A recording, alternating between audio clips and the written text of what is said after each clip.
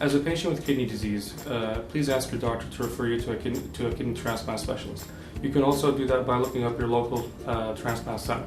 Conditions that may prohibit you from kidney transplant evaluation is active heart disease, infection, or active cancer. All these conditions need to be ruled out before a kidney transplant can be done.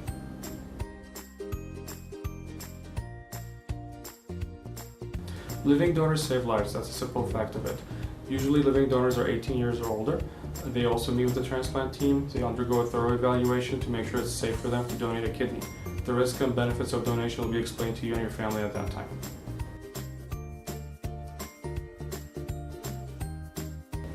So the medical tests that we do for evaluation includes testing their cardiac complications and cardiac risks involved with before transplant and after transplant.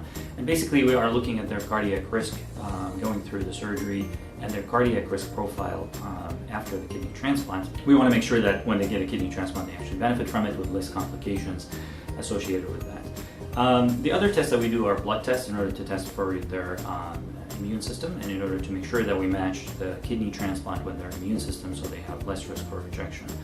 Also, of course, we test their blood type. We also test for latent viruses because after transplantation they have to be on the immunosuppression medications, which increases risk for infection. So we have to make sure that they don't have any latent infection. If they do, then we have to treat it prior to transplant. We also test, we do imaging tests in order to look at their native kidneys, and we look at the vessels. So that will guide us during the transplant surgery in order to make sure that they have the least complications possible.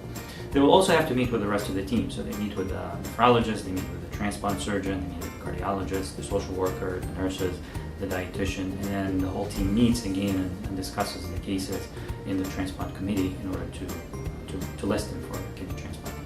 That varies depending on the type of kidney that they're receiving. If they receive a living kidney, that usually lasts 15, 30 years, I've seen. And then for the deceased donor kidneys, that usually is 7 to 10 years, up to 15 years, I've seen that before.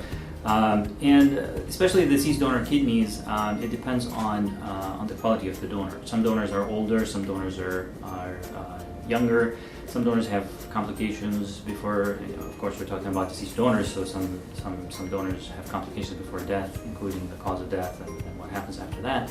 And then the transport time of the kidney, so the kidney has to come from a different place, we have to put it on ice, we have to put it on the pump, and that actually shortens the lifespan of the kidney. Well, the living kidneys come from healthy donors, so that usually those kidneys last longer with less complications. We take the kidney from one side of the operating room, one room actually, and put it in the next room where the recipient is ready to get their kidney. So that actually means that these kidneys are going to be really good.